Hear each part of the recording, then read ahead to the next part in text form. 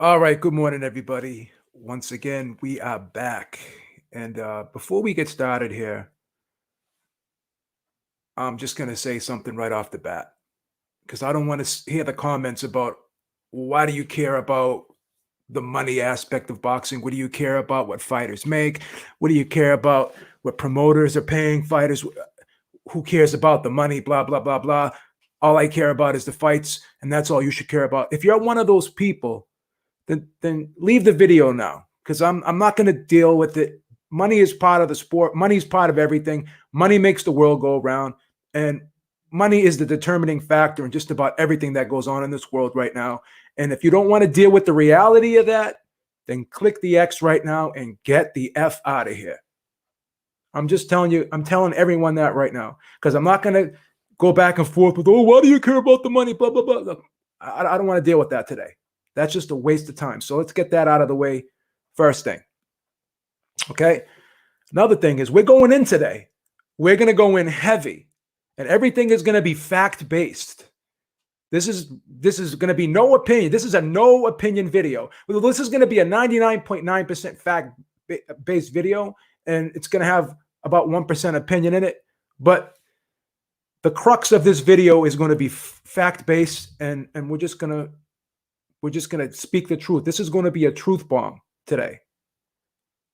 This is just going to be a truth bomb video today. And whether you like it or you don't like it, you can debate it all you want. You can have all the opinions in the world, but you can't have your own version of the facts. Okay? So the first thing I'm going to say is, if people have ever gambled, and I'm sure most of you had at one point in your life, but if you played cards, played poker, played Texas Hold'em, played 7-card stud, whatever, right? If anyone has ever played those types of games, there's an old saying when you play those games. And it's pretty obvious, you can't bet what you don't put in the middle. Okay? You can't bet what you don't put in the middle.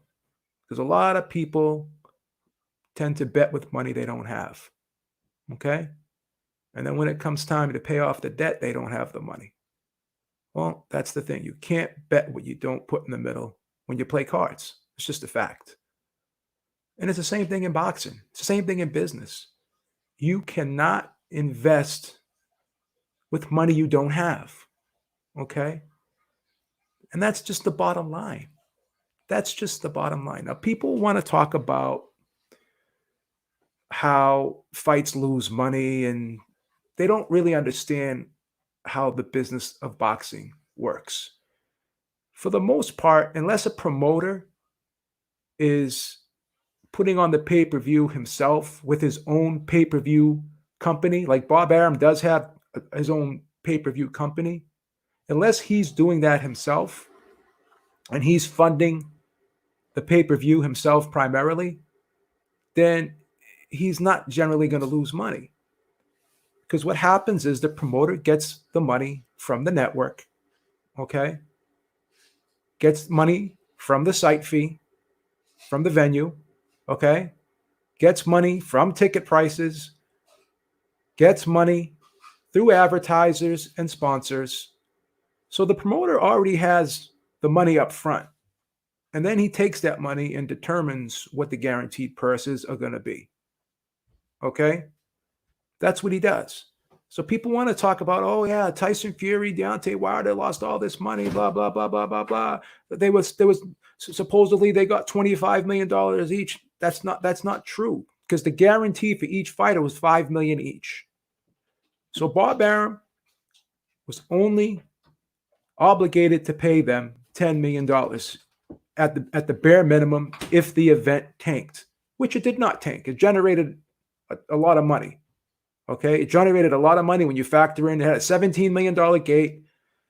Arguably, they're saying it did upwards of 1 million pay-per-view buys when you factor in the digital buys or whatever at $80 million a pop.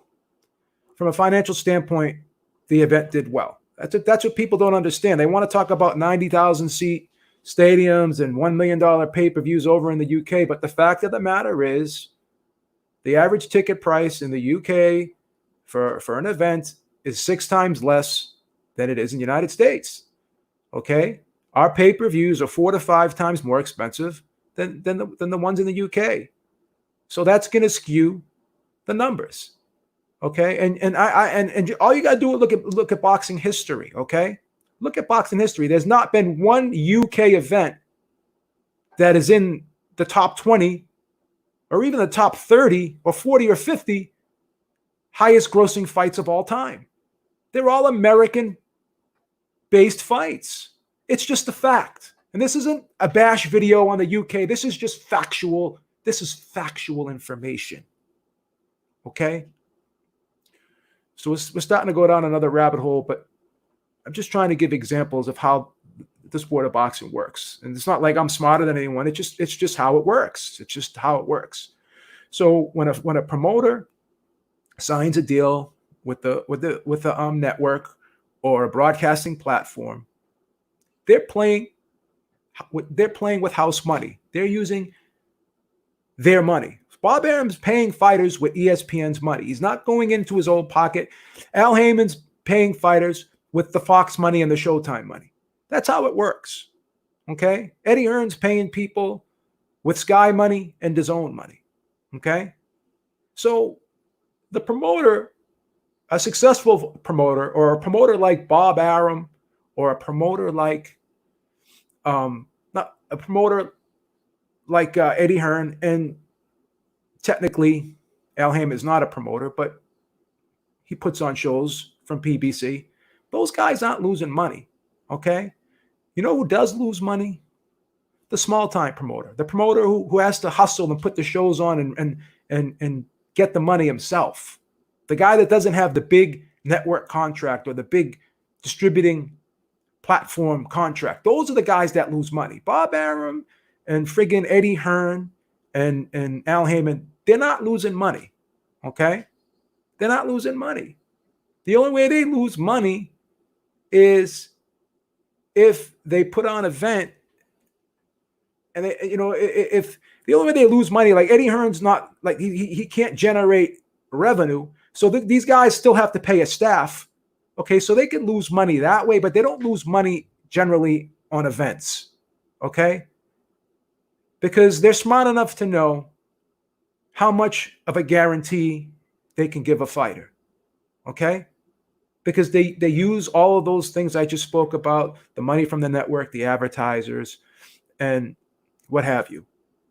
Now, because Matchroom and because Top Rank, they're not putting on fights right now, they could be having issues with their staff in terms of, are we losing money because we have to pay a staff and we're not generating any revenue, through the fights. Okay, because the way those deals are structured, ESPN and Fox or whatever, they're paying these guys per event. So that's a situation that they may have a problem with, paying their staff at this point, because there's nothing going on, basically. But let's not worry too much about that, because these guys have made tens of millions of dollars over the years. Okay, and if you look at their net worth, they got enough of a cushion to probably offset the losses that they're going to get paying their employees, their staff, or whatever. So let's not worry. Let's not really worry about that. But the big thing here is, going back to what I said, you can't bet what you don't put in the middle. Let's talk about DAZN. All right? Because everyone's talking about, oh, wow, yeah, DAZN gave Eddie Hearn this friggin' $1 billion contract, right? For 8 years. And not one mainstream media guy was skeptical about this at all. No one, this was something that's never been done before, starting off a platform that's just streaming based, basically really very little advertisement. Like in the beginning, they had no ads. And then after a while, then they started having ads on the events. But in the beginning, they had no ads. Okay? So the revenue generated from this platform, okay, was based on subscription only. And Eddie Hearn was getting $125 million a year. Everyone acted like, oh, he's getting $1 billion. No, he's getting $125 million a year. That's his budget. Okay. Whereas when Al Heyman did the deal with, back in 2015 when PBC first started, and Al Heyman did the deal with, we had those multiple time buy situations with NBC, I think CBS, Fox Sports 1, blah, blah, blah, blah, blah. Waddell and Reed back in 2015 gave Al Heyman $528 million up front. $481,000 million up front. Okay?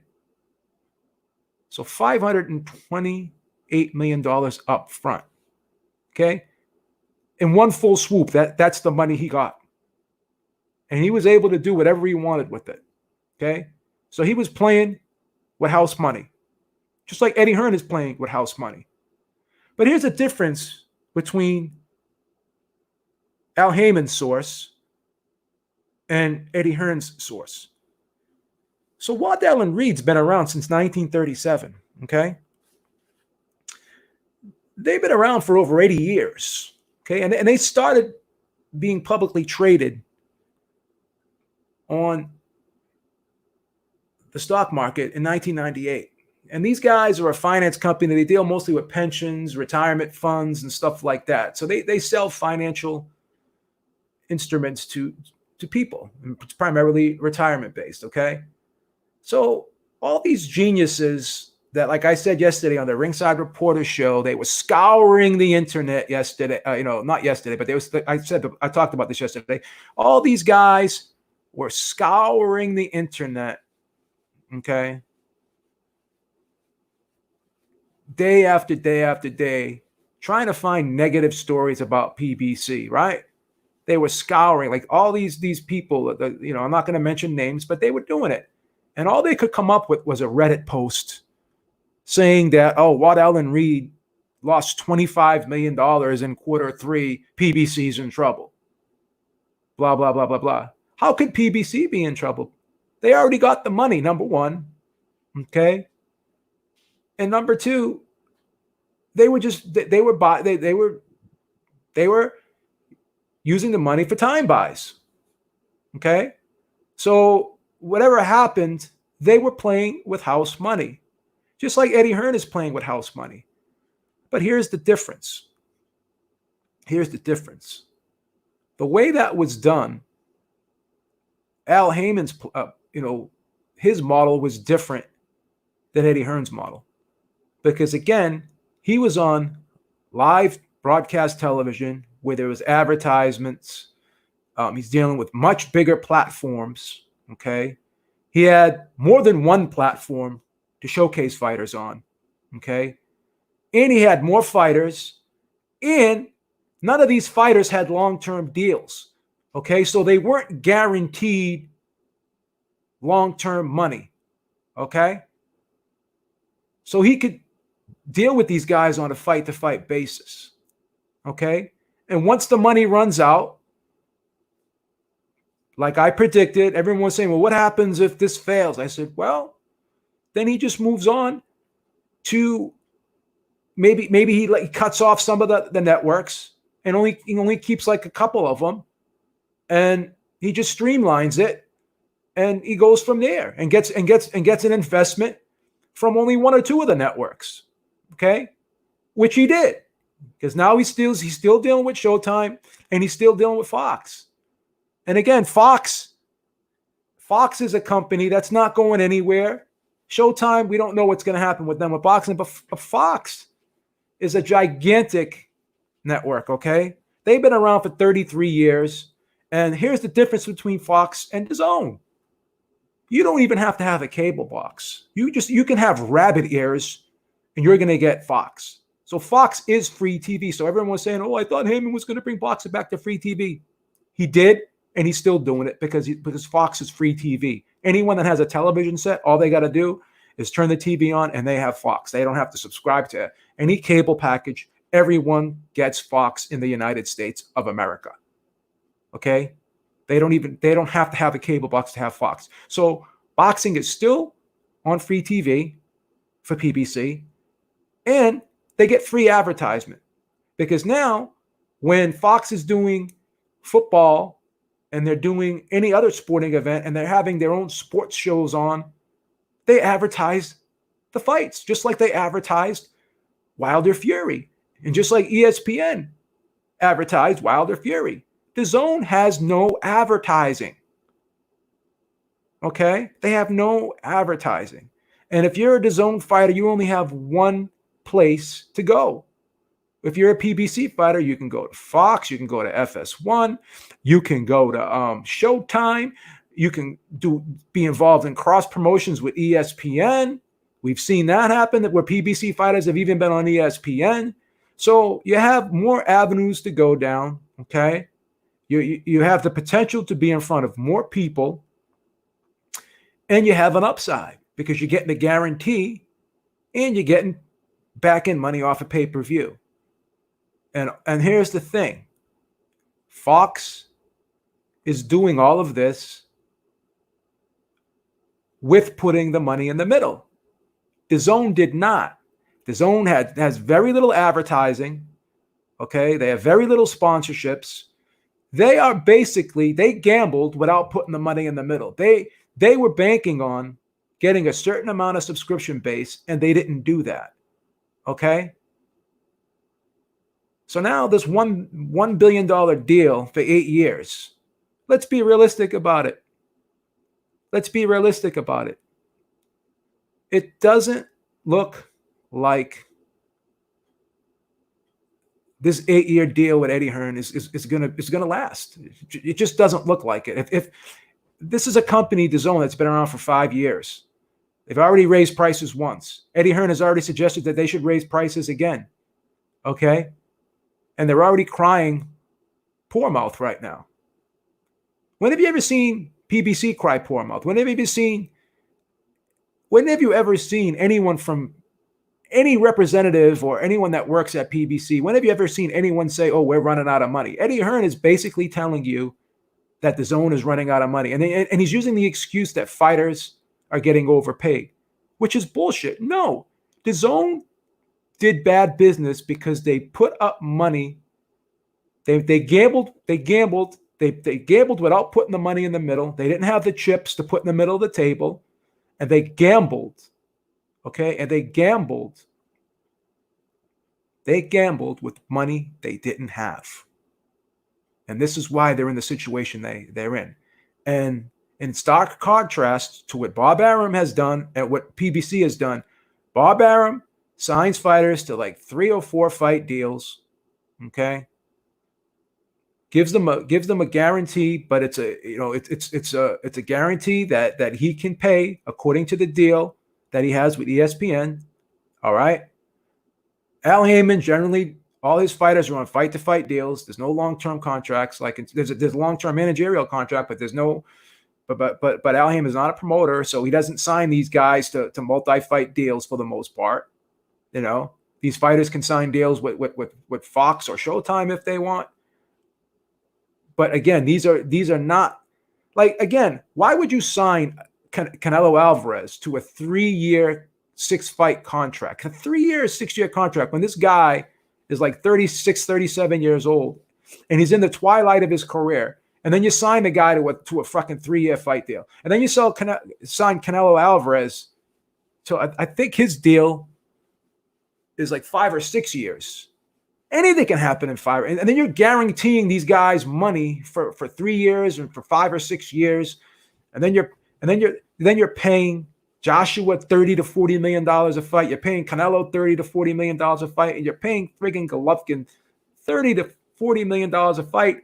And you don't even have back-end money to pay them. There's no pay-per-view. There's no other way to generate revenue to pay these guys. So you're dealing with, let me use an example. Fox had a net operating income back in 2018 when they did that deal with PBC of $2.18 billion. Okay.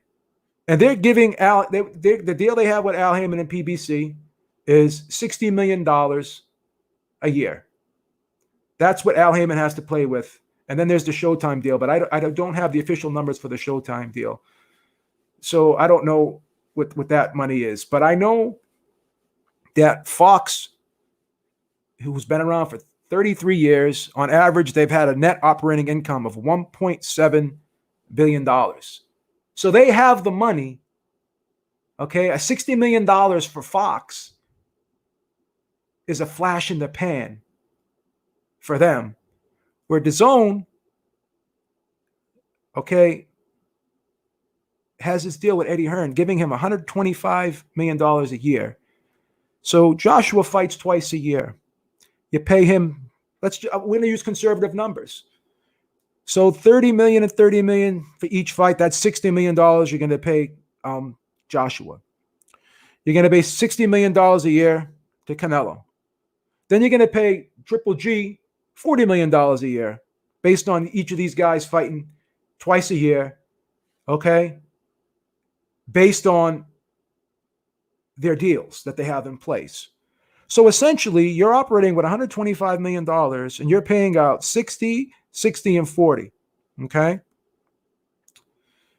So you're paying out $160 million a year to 3 fighters, and you're losing $35 million a year.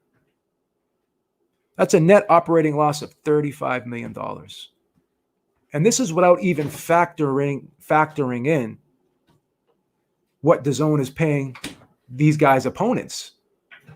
So these guys could be in the hole every year. These guys could be in the hole every year,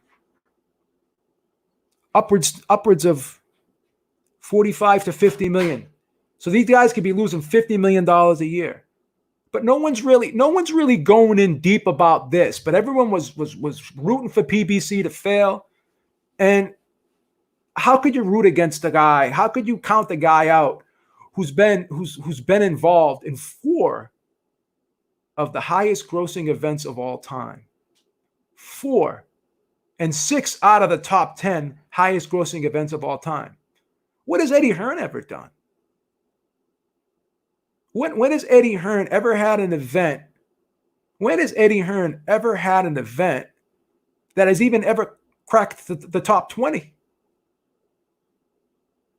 So these are all factual-based statements.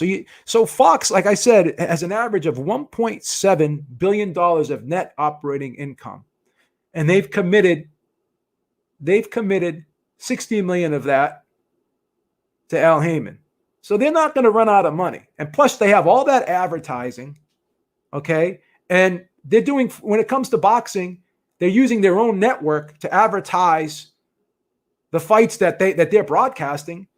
So essentially, these guys have free advertising to advertise their pay-per-view events, to advertise any events. They have free advertising.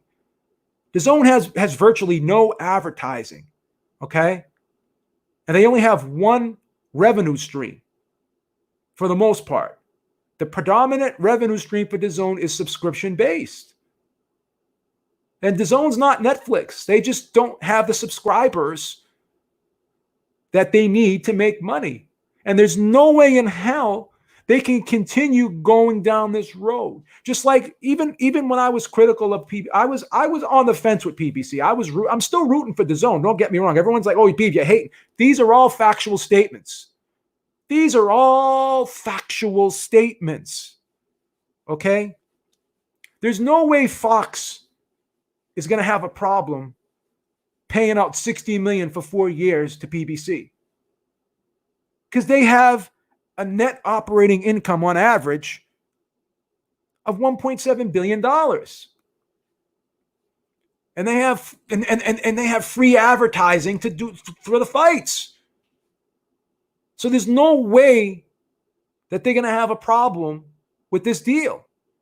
Whereas DAZN, these guys are in serious trouble.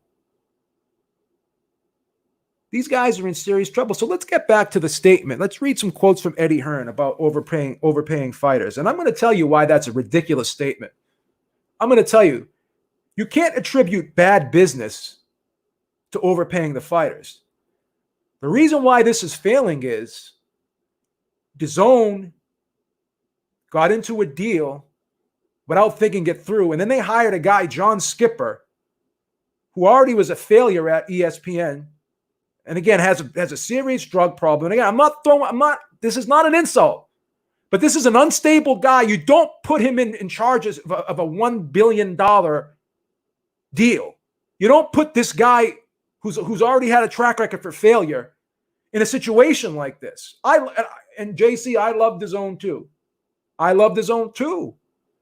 But I was skeptical more so of them than I was of PBC, because I knew once the money ran out with PBC, like I said, he'd probably lose a couple networks, but he'd always have the ability to keep one or two. There was no way PBC was gonna. What they did was they took a shot. They were playing with house money, and people want to say they lost, but they didn't really lose, because what they did was they found out what networks were viable to them, which ones can we keep, and which ones can we cut loose? Just like the WWE used to have the USA Network, and then they got rid of them, and I think they're on Fox now. So this was Al Heyman testing the waters, and he still kept his promise of keeping boxing on free TV, because Fox is in more homes than any other network in the country. Fox is in every single, anyone that has a television set has access to Fox. So you can't lose there. You can't lose there. And again, the way Al Heyman's business model is structured, where he doesn't have long-term deals, so these guys are not locked in. Okay? They're not locked in. And he's not the promoter. He's dealing with promoters. So his job is to take care of these guys. All right? So let's look at some of these quotes with Eddie Hearn, and I'm gonna rebut every single thing he says here, because it's pure lunacy. So the title of this article in DAZN is Hearn, Boxing Purse is Completely Out of Control. Part my fault, part DAZN's fault. Well, you had $125 million. It wasn't your fault. I don't think it was your fault at all, because you did your job. You did your job. You tried to make these events as big as possible, and you did. You did the best you had with what you had. Okay? So I'm going to absolve Hearn of 100% fault here. I'm going to absolve. I blame DAZN 100%, because he locked these guys in for 3 years, for 6 years. They did, I should say. They locked the Canelo in for 6 years, and they locked Golovkin in for 3 years. And in order to get Joshua, they have to pay him upwards of 30 to 40 million. They put themselves in this situation. Eddie Hearn did what he had to do, because Eddie Hearn is not doing anything wrong. He's paying the market value for these fights. That's what these guys would get. Canelo was getting upwards of that for his big pay-per-views.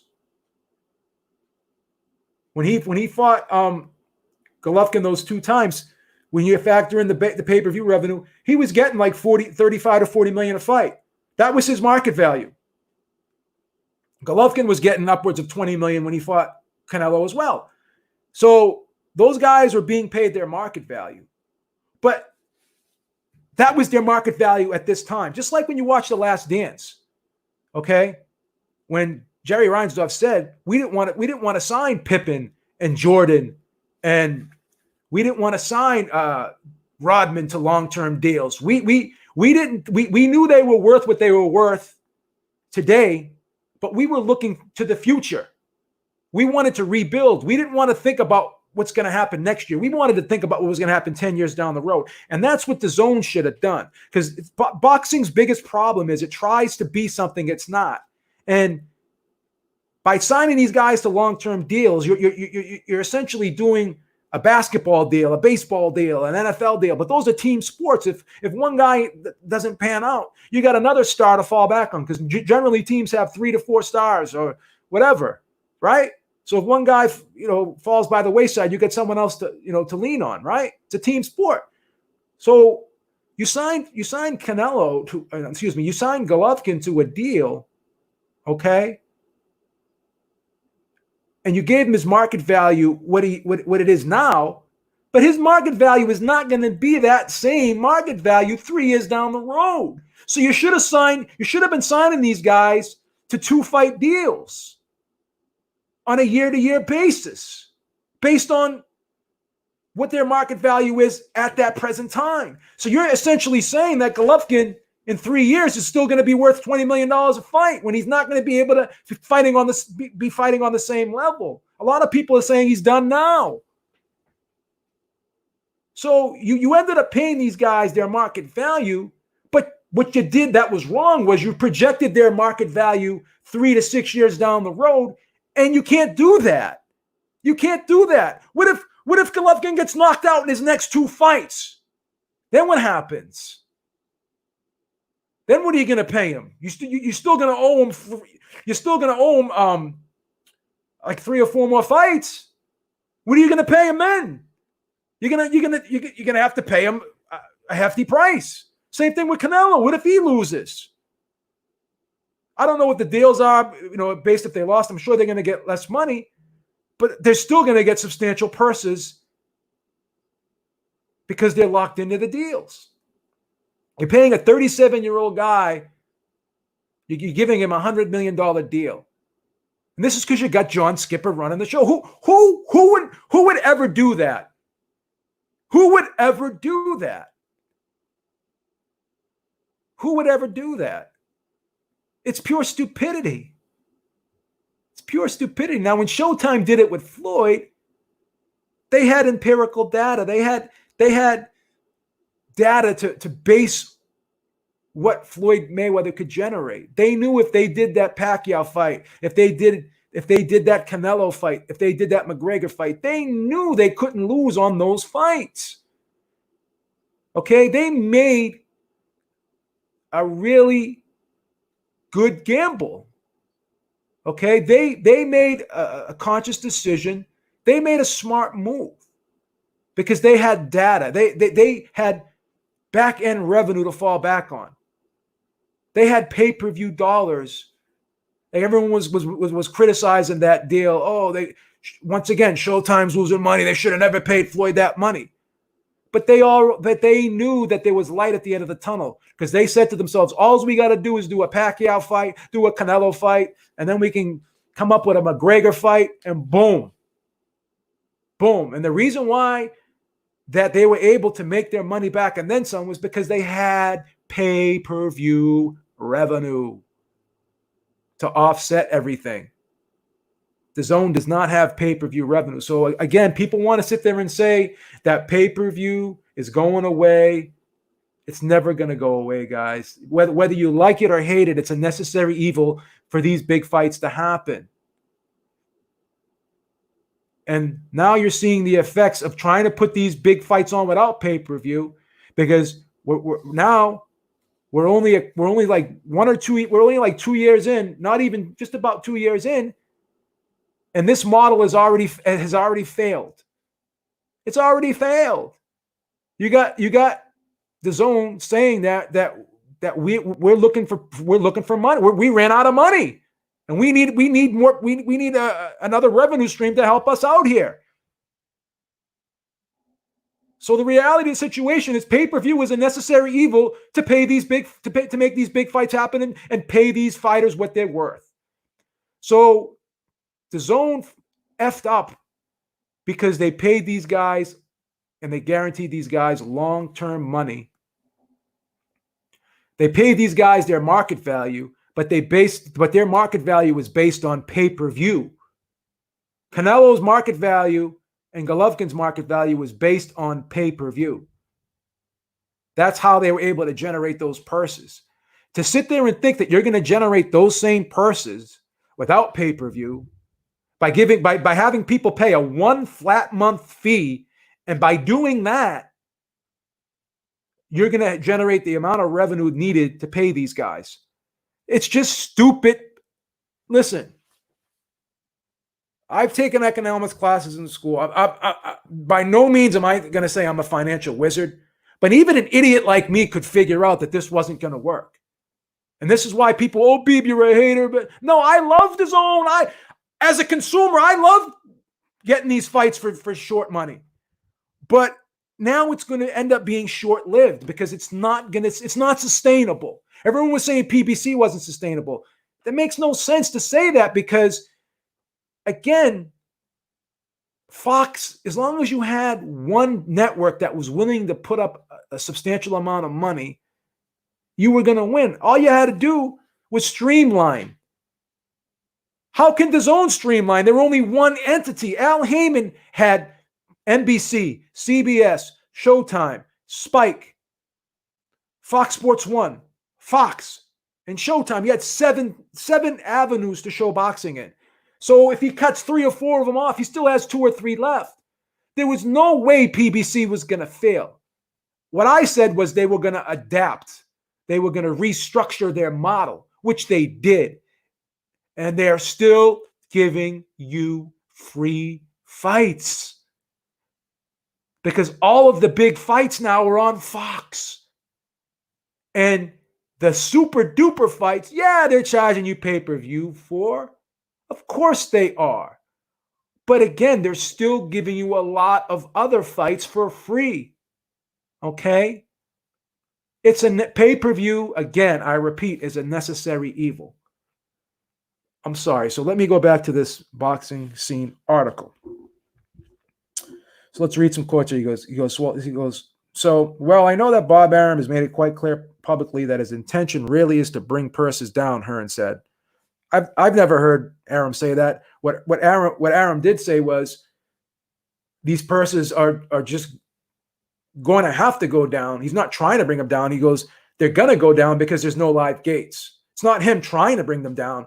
It's just the nature of the business right now because there's no live gate money. If you're going to put fights on without a crowd, then the revenue generated is going to be less. There's just no way of getting around that. But again, Crawford does have a guaranteed minimum, and that was created using the money that he had with the ESPN deal. So these guys already have money from the network. The network pays the promoter pays the fighter. That's how it works. So these guys aren't digging into their own wallets paying these guys. They're paying these guys with other people's money. So if you're giving guys guaranteed minimums of $3 million to $5 million, instead of giving these guys over at DAZN are getting guarantees of $30 to $40 million without pay-per-view. Whereas these other guys like Crawford's making $3 million a fight, Wilder and Fury were making $5 million for their guarantee, and they got back in pay-per-view money. When has anyone ever got substantial guarantees outside of Floyd Mayweather, which he's an anomaly?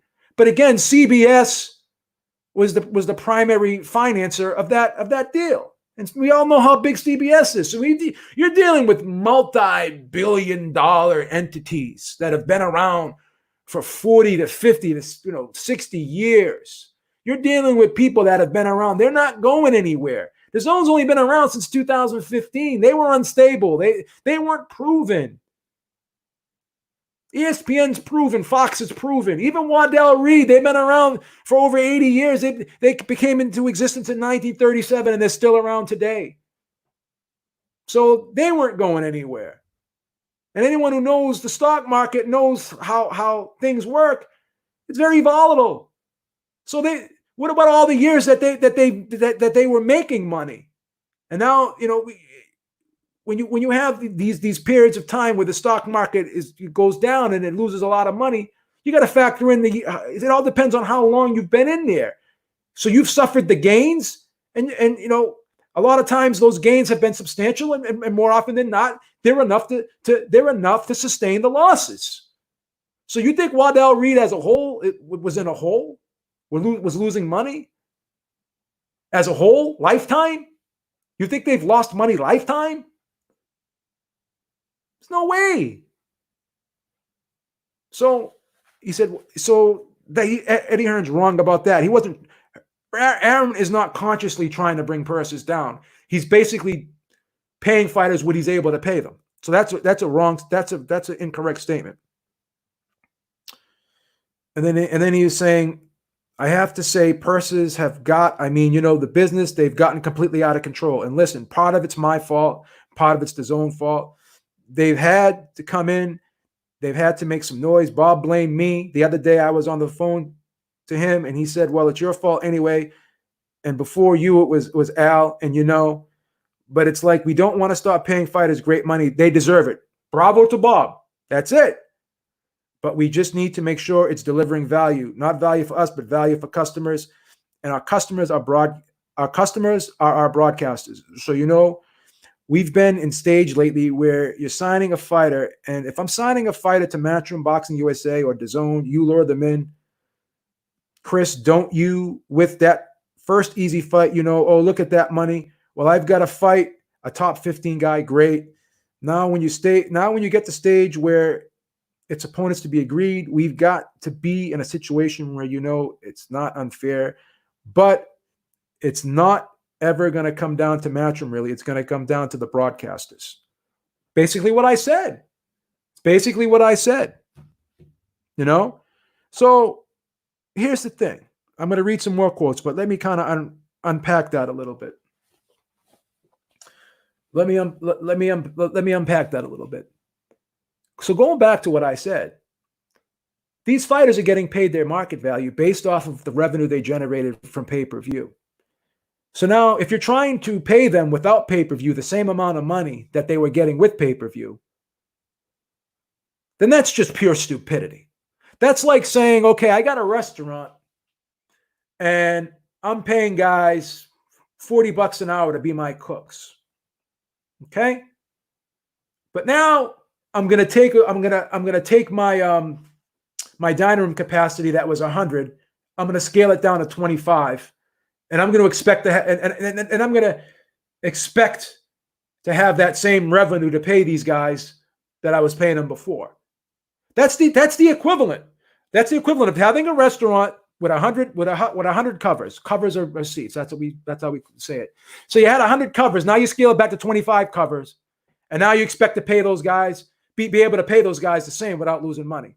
It's just stupidity.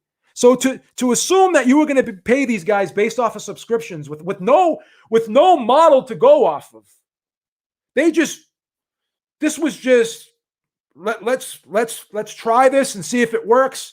And if there was no plan B here. There was no data to at least with the other model.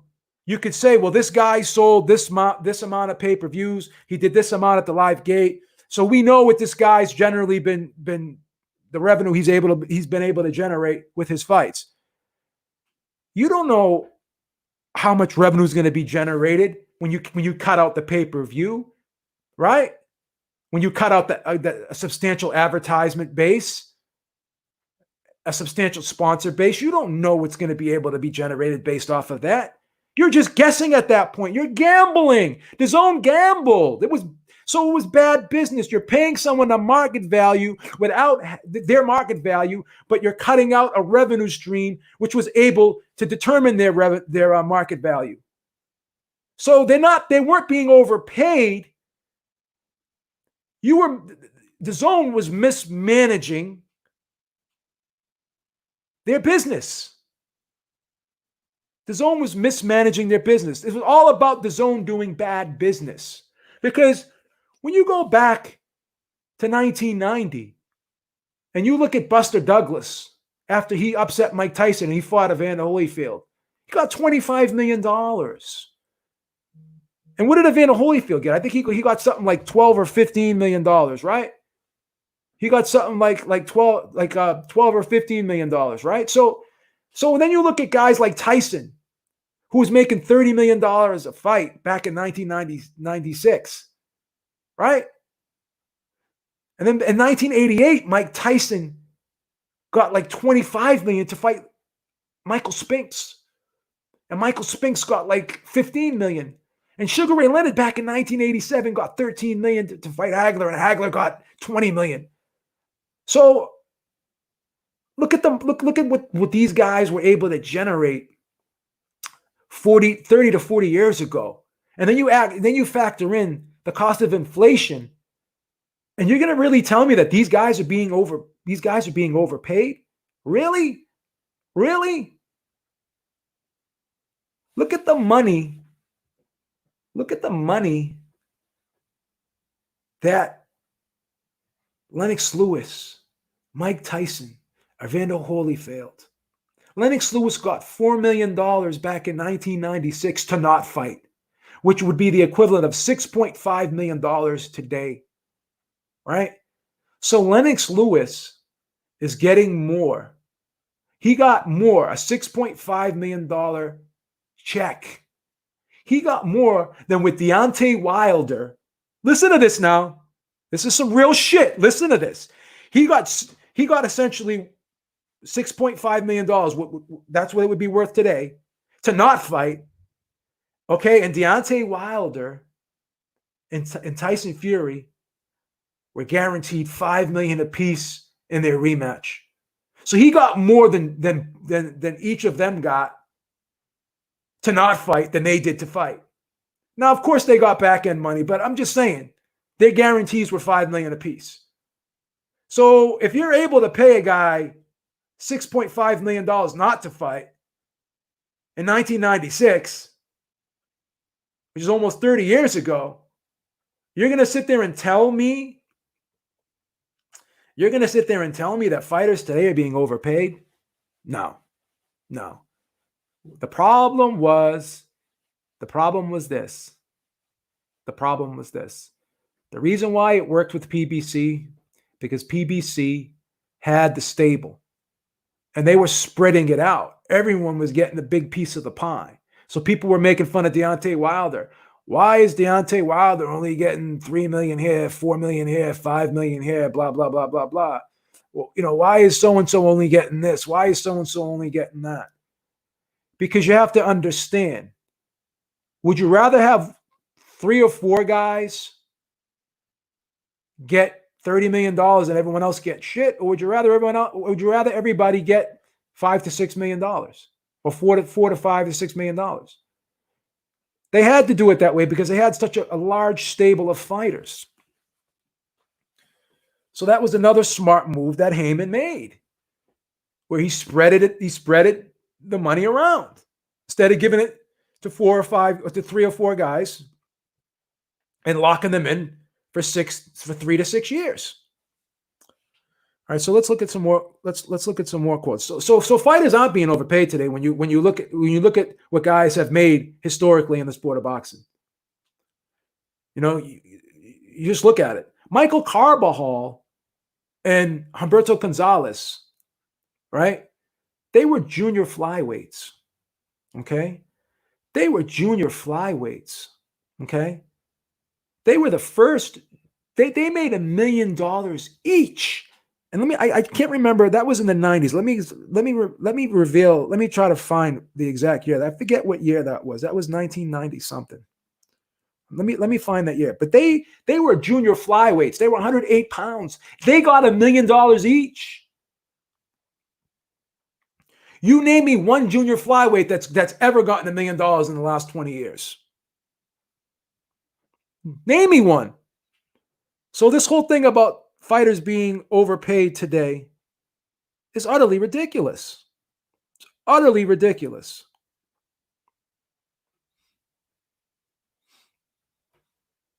I'm trying to find that exact. I just want to find that exact year. I apologize for the dead air right now. I just want to find that year when he fought Humberto Gonzalez.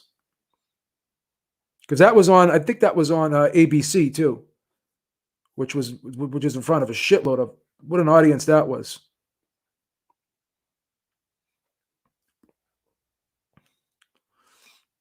That was a great fight too. I remember that. Let me find out when that exact fight was.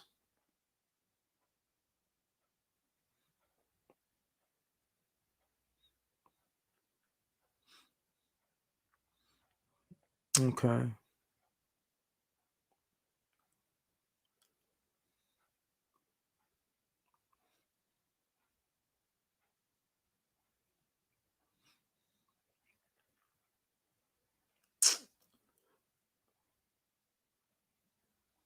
That was back in 1990.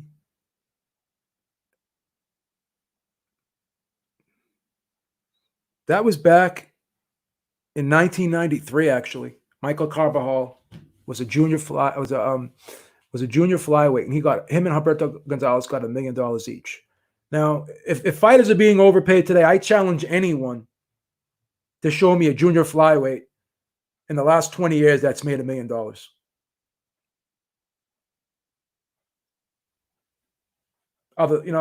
Show me that. So that's bullshit. That whole thing about being overpaid, just because a platform has mismanaged their finances and they bet with money that they couldn't put in the middle. So you got to blame I blame DAZN. First of all, again, not to belabor the point, but you hired a guy, John Skipper, who's a failure, who's an unstable guy. And again, I'm sorry. It sounds harsh, but it's reality. You don't put a guy like that in charge of a $1 billion deal. You just don't. You just don't. Yeah, 1993. That's what I said, Logan Wolf. That happened in 1993, that fight. I think I said 93. I'm pretty sure I said 93. So you got two junior flyweights in 1993 making $1 million. So that whole thing with Eddie Hearn overpaying fighters, no. The reason why I'm gonna repeat this again. The reason why they lost money is because you cut off the pay-per-view revenue. That's why you can't pay the fighters. You can't. Again, here's the thing. I'm going to use another analogy. So you're putting on pay-per-view quality fights, okay? And you're charging people $10 a month. And in that month, they're paying $10 to be able to watch that fight, right? That would be like selling somebody a Ferrari, right? I'm going to sell you a Ferrari for the price of a Hyundai. Like, how do you do that? Do you know how many subscriptions they would need? They would need to do that? Do you know how many subscriptions they would need to do that? Like, you would have to be an idiot and know nothing about finance to be able to put something together like this and expect it to work. And this is not me being a hater. This is effing common sense. I don't want to swear too much because I don't want YouTube to demonetize me. This is just common sense. So here's some other purses. They paid in that Mikey Garcia Jesse Vargas fight, they paid Mikey Garcia $7 million and they paid Jesse Vargas $3 million. And that fight was on February 29th. And no disrespect to Mikey Garcia and no disrespect to Jesse Vargas. But they would never get that amount of money in a non-pay-per-view fight anywhere else. They just wouldn't. Now, Mikey Garcia, his market value went up based off of the Spence fight. So his market value went up because of what that pay-per-view that was good. It did a great live gate. It was in a stadium. Okay, but you take the pay-per-view away and you try to pay him the same he got. You're trying to pay him his market value based off of a pay-per-view event, but you're taking away the pay-per-view revenue. It's like trying to sell a Ferrari for the same price as a Corvette. You just can't do it. It just doesn't make sense. So this interview was with Chris Mannix that Hearn did, and it's being published in an article boxing scene. So you're paying these guys, again, I hate to keep repeating myself, you're paying these guys their market value, but you're taking away the revenue stream that created their market value. It just doesn't make sense. You can't expect to pay someone that. Going back to the old analogy, you can't expect to generate the same amount of revenue at a restaurant if you cut your seating capacity in half. So when all these restaurants open up after the pandemic, what's going to happen is they're going to start laying workers off. Even with this money they're getting from the government, it's only going to last them so long. And eventually, 6 months to 8 months down the road, guess what's going to happen, fellas?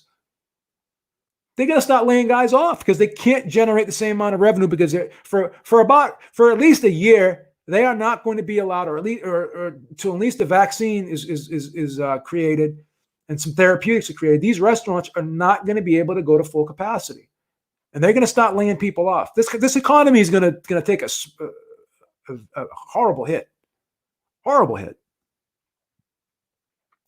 But see, people like PBC and entities like PBC and entities like Bob Arum, they're going to be fine because ESPN and Fox aren't going anywhere. They aren't going anywhere. DAZN, they've only been around for 5 years. They've already raised prices one time. They've already complained about losing money. They're already crying out for help. They've already thrown up the white flag. They've already thrown the life preserver in the water. The writing's on the wall. And I'm not celebrating. I am not celebrating. I'm just using common sense. When boxing tries to recreate itself and be something, boxing is a niche sport. It always will be a niche sport. And we just have to accept that.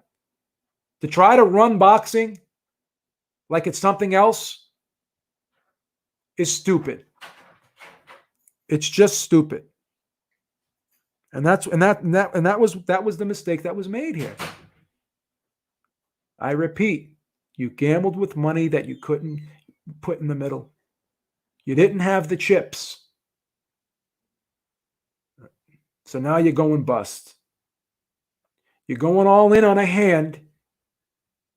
You have friggin' a pair of twos going up against aces, and you got sucked into going all in at a poker table, and now you went bust.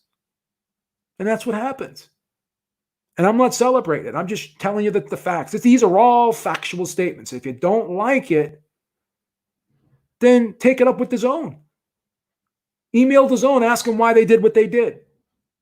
Ask them what their actual plan was. Oh, we expected all these subscriptions. How would you expect all these subscriptions? Because you have to understand something. If I can watch fights free on Fox anyways, and most people have ESPN. If I could watch fights free on ESPN, and if I buy ESPN Plus and I can get UFC fights, which UFC is very popular, and I can get boxing fights, am I going to be willing to pay another $10 a month on top of my cable subscription, on top of my ESPN Plus subscription, on top of my Netflix subscription? Okay? And DAZN, they showed you some pay-per-view fights, but the first half of the year in DAZN, it wasn't great.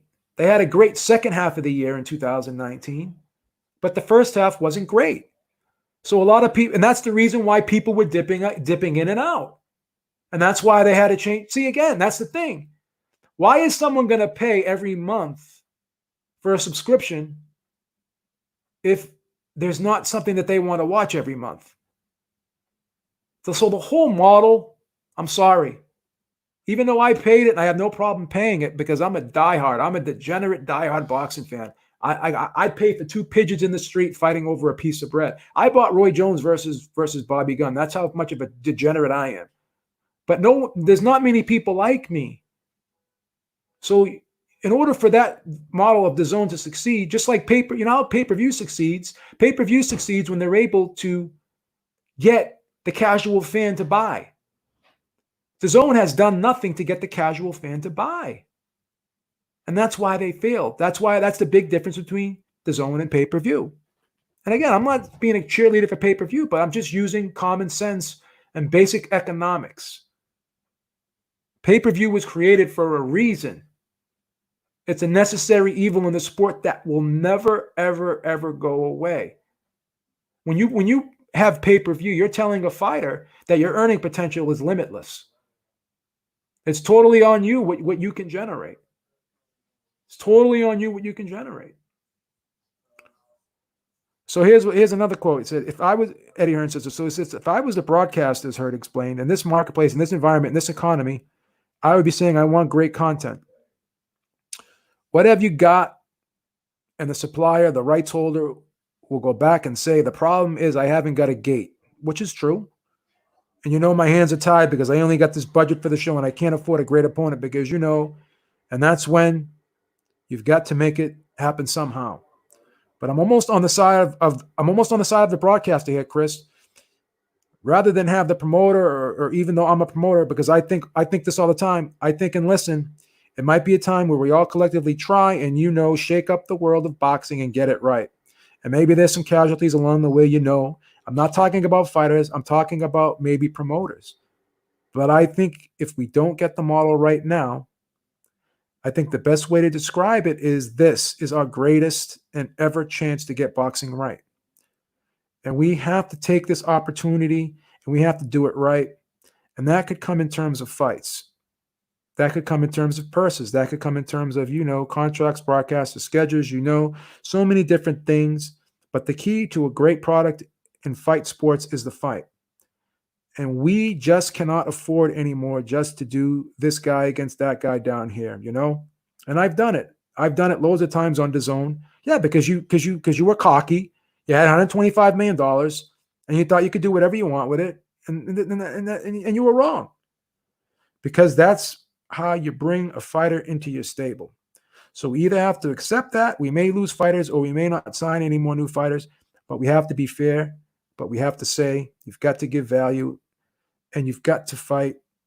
And in this environment now, this economy says you need to be in a real fight and you'll get great money for it, but you have to get a real fight. That's what he said. So here's the problem. Once again, you signed guys to long-term deals and you gave them guaranteed money, but you didn't have the opponents to generate that big money. Whereas PBC, doing it fight by fight, Arum, doing it pretty much fight by fight, giving them minimums, giving them mandatory minimums, but that minimum is such where they can afford to pay it. A mandatory minimum of $3 million is a lot different than giving a guy a mandatory minimum of $30 million or $20 million. Okay? So you don't hear Bob Arum crying right now. Bob Arum, when I interviewed him, was very optimistic. He said, yeah, some of these fights like Teofimo Lopez and Vasily Lomachenko, they're not going to have a live gate, so we're going to have an issue. We're going to have an issue generating revenue from the live gate, but there's going to be a pay-per-view upside. So DAZN's going to be in the same situation, but they're not going to have a pay-per-view upside. So there's no other way. So at least Bob Arum gave himself another avenue to generate revenue from. Okay? DAZN did not. DAZN did not. They don't have pay-per-view to fall back on. So when you lock these guys into 6-fight deals, to 6-fight deals, to 11-fight deals, okay, without knowing if you're going to be able to have the opponent 6 years down the road or 3 years down the road to generate those purses, it has nothing to do with the pandemic, because this model was failing. This model was failing even before the pandemic started. And without the pay-per-view revenue to offset the losses, it was never gonna change. Because no one did what DAZN did. They tried to act like they were revolutionizing the sport of boxing, trying to sell you a Ferrari for the price of a fucking Corvette, thinking that was going to work long term. It's just it's sheer stupidity. And Eddie Hearn, what did Eddie Hearn just went along with it because, again, I'm getting a free $125 million. I could do whatever I want with it. And then I'm getting money from Sky on top of that. So what do I care? And Eddie Hearn could say whatever he wants, but he, in the back of his mind, you know what he's telling him? You know what he's saying to himself? Who cares if the DAZN fails? Guess what? I'll just go back to Sky. I'll just go back to Sky. And if I want to do fights in America, I'll just do co-promotions with Bob Arum. I'll just do co-promotions with PBC. So Eddie Hearn's in a no-lose situation. He wants to sit there and you know, pretend like he cares and this and that, but he's in a no-lose situation. He's in a no-lose situation. So it is what it is. Bob Arum's smart too. He's like, all right, we'll take Fury Wilder 3 to Asia. We'll go to Asia. We'll put the fight in Asia. That's what we'll do. So again, it's not about fighters being overpaid. It's about fighters being paid their market value and taking away the means to pay their market value. By getting rid of pay-per-view, you took away the ability to pay fighters what their market value was.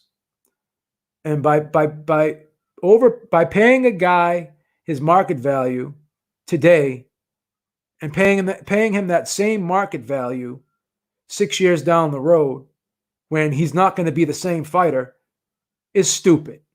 You're paying a guy his market value today and paying him the same market value 3 years down the road is stupid. It's just dumb. It's just dumb. Is Golovkin even going to finish that 6-fight deal? Is he going to be able to finish that 6-fight deal? Because I thought he took a beating against Derevyanchenko in his last fight. I thought he lost the fight, clearly. He had his moments, but I clearly thought he lost the fight. And he took a beating. And now he's saying he doesn't want to fight Canelo now.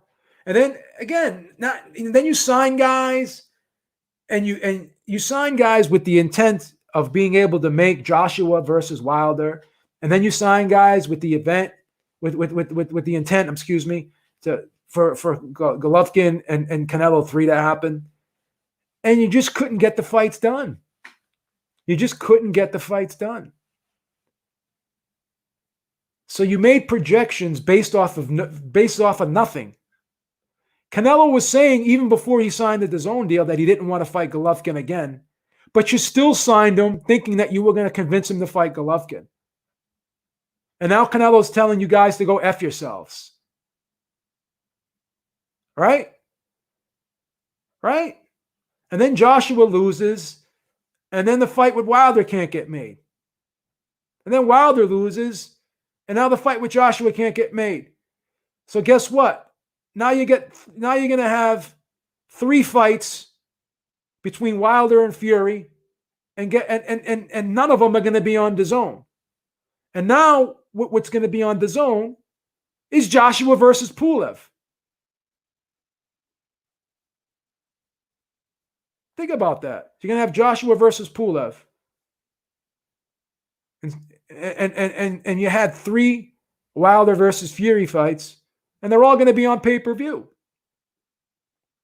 So those fights aren't going to lose money, because once again, they're going to have a $4 or $5 million guarantee, and both guys are going to make the upside on the pay-per-view.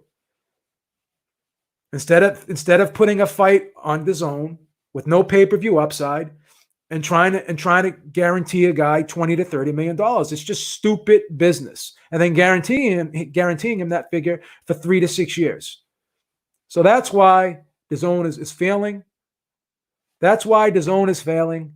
You don't hear anyone else. You don't hear PBC ever coming out and saying, "Oh, we're in trouble." Bob Arum has saying, "Yes, the purses are going to probably change a little bit, but we could still have the big events over in Asia and get the live crowds and blah blah blah blah blah." Like, Bob Arum has a plan. PBC has a plan. Eddie Hearn has a plan, but his plan doesn't sound as good. his plan doesn't sound as good and can't be as good as PBC's and Bob Arum's, because his fighters, unless they fight a PBC fighter, or unless they fight a top-ranked fighter, like his fighters will not be able to generate the same amount of revenue without American pay-per-view. So now, if Joshua was to fight in the United States against the Tyson Fury, or even if he was to fight in Saudi Arabia, and Saudi Arabia was willing to put up a shit ton of money, okay, and it was in front of a live gate, you would have to get real creative. But then all the other fighters like Golovkin and Canelo, who can't really fight in other countries. Like where else could Canelo fight? Where else could Golovkin fight where they could make the same amount of money they were making fighting in the United States? Where else could that happen? Now could Canelo fight in Saudi Arabia and generate what Joshua generates? I don't know. So, I don't blame Hearn for this. I just blamed his own. The only thing Hearn said to himself, they're giving me $125 million. Okay. If it doesn't work out, I just go back to doing what I was doing with Sky. No harm, no foul. So it is what it is. So that's just the facts of the whole situation, man. So that's all I got, guys. I mean, if anyone else wants to add anything to it, I'll drop a. Let me drop a link.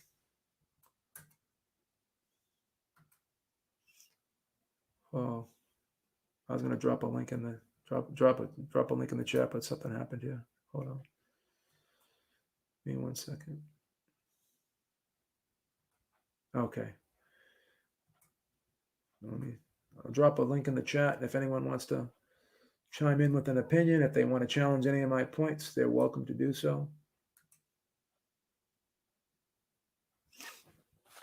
Definitely welcome to do so. But that's pretty much the gist of it, guys. So it's not about overpaying fighters. It's not about any of that. It's just DAZN did bad business, which is bad business right from the jump. And that's what it is. All right, guys. Thank you for joining me. It was great to be on here today and kind of explain this, because a lot of people don't understand what's going on here or don't really know. They just take people's words for things, and the press will say the press will say stuff, and they'll just expect people to go along with it. But this, boxing media, they take things out of context, and when you got guys who are using Reddit posts and posts and forums for sources, you really have to question the media here. And no one's going as hard on DAZN as they were going on PBC, and PBC had a way better business model than DAZN did. And so it is what it is. No one kept that same energy when they were talking about DAZN. If you went against DAZN, you were a hater. And it's not about going against DAZN. I should rephrase that. If you criticized DAZN and you were skeptical about whether it would last or not, you were labeled a hater. But it's just I'm just speaking the truth here. And hopefully DAZN can find a way to spiral out of this. But guess what's going to happen? Just like ESPN Plus now ended up having UFC pay-per-views, the only way DAZN can wiggle its way out of here is by upping their advertisement and doing pay-per-view events. So instead of doing an event for $80 like United States do, maybe do a pay-per-view event for $50. And if you buy a pay-per-view event, you get a discounted membership monthly price or something. That's the only way they're going to spin their way out of it. They're going to have to charge money for pay-per-view events. Pay-per-view, again, I'm just going to reiterate. I know you guys don't want to hear it. Pay-per-view is a necessary evil. Just like car insurance. We all hate paying car insurance because insurance companies suck. We all hate paying taxes. But these are all necessary evils, guys. Pay-per-view is a necessary evil. Just the way it is. We're going to have to accept the fact. If we want to see these big fights long term, the pay-per-view model is going to have to stay. It's never going to be able to go away. All right, till next time, Beav is out. Thank you so much for joining me today, everyone in the chat, and stay safe and have a great day. Peace out.